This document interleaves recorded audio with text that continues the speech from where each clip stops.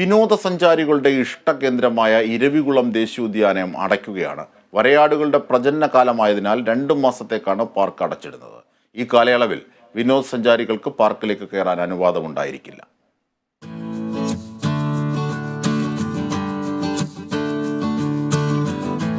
വരയാടിൻ കുഞ്ഞുങ്ങളെ പാർക്കിൽ കണ്ടെത്തിയതോടെയാണ് ഇന്നു മുതൽ ഇരവികുളം ദേശീയോദ്യാനം 2 മാസത്തേക്ക് അടച്ചിടാൻ ചീഫ് വൈൽഡ് ലൈഫ് വാർഡൻ ഉത്തരവ് പുറപ്പെടുവിച്ചിരിക്കുന്നത്.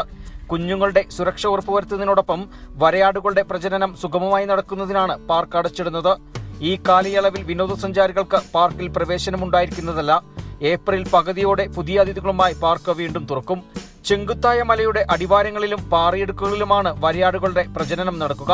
മറ്റു വന്യമൃഗങ്ങളുടെ ആക്രമണത്തിൽ നിന്നും കുഞ്ഞുങ്ങളെ സംരക്ഷിക്കുന്നതിനാണ് വരയാടുകൾ പ്രജനനകാലത്ത് ഇത്തരം മേഖലകൾ കണ്ടെത്തുന്നത്. കഴിഞ്ഞ വർഷം 125 വരയാടിൻ കുഞ്ഞുങ്ങളാണ് പിറന്നത്. നിലവിൽ ഇരവികുളം ദേശീയോദ്യാനത്തിൽ 803 വരയാടുകളാണ് ഉള്ളത്. Bineesh Antony, Kerala vision news, Idukki.